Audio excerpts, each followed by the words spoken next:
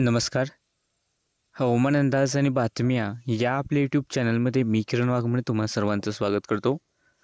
आज 16 जानेवारी सायंकाळचे 4:45 वाजलेत. पाहूयात आज रात्री आणि उद्या राज्यातील हवामान कसे राहील. सर्वात प्रथम ढगाळलेल्या हवामानामुळे राज्यातील थंडी ही कमी झालेली पाहायला मिळते.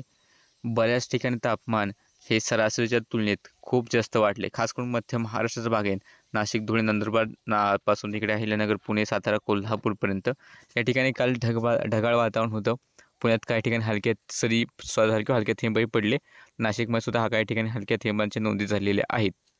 बाकी तुमच्याकडे जर का या भागातील तुम्ही असाल आणि हलका पाऊस झाला असेल, हलके थेंब झाले असतील तर कमेंट करून कळवा. बाकी इतर ठिकाणी सुद्धा तुम्ही पाहू शकता की सरासरीहून तापमान अजूनही बऱ्याच ठिकाणी सरासरीहून जास्तच तापमान पाहायला मिळते. सध्याची वाऱ्याची स्थिती पाहता राज्याच्या काही भागांमध्ये खास करून उत्तर कोकणात उत्तरेकडचे थंड वारे पुन्हा एकदा पोहोचू लागतील असा अंदाज आहे. पण हे थंड वारे काही दिवसासाठीच असतील, कारण इथून पुढच्या अंदाजामध्ये पूर्वेकडून येणारे वारेच राज्याकडे विशेष करून प्रभाव पाडतील असं मॉडेल्सनुसार दिसत आहे. परिणामी थंडी जी आहे ती कमीच राहील. ढगाळ वातावरण आजही आहे. नाशिकच्या काही पश्चिमेकडील भागात क्वचित हलके थेंब होऊ शकतात. नाशिक, धुळ्याच्या काही भागांमध्ये किंवा जळगावच्या कुठल्या एक दुसऱ्या भागांमध्ये रात्री हलके थेंब होऊ शकतात. विशेष मोठ्या पावसाची शक्यता नाही. कोकण वगळता राज्यात बऱ्याच ठिकाणी ढगाळ हवामान आहे. मात्र काही या ढगांपासून पावसाची शक्यता विशेष करून सध्या तरी दिसत नाही.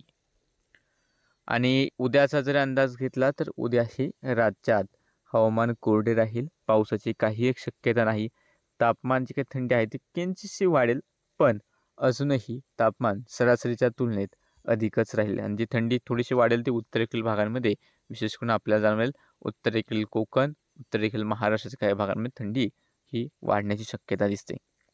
बाकी सध्याच्या अंदाजामध्ये इतकंच. दररोजच्या हवामानाचे अंदाज पाहण्यासाठी चॅनलला सबस्क्राईब करा, व्हिडिओ लाईक आणि शेअर करायला विसरू नका.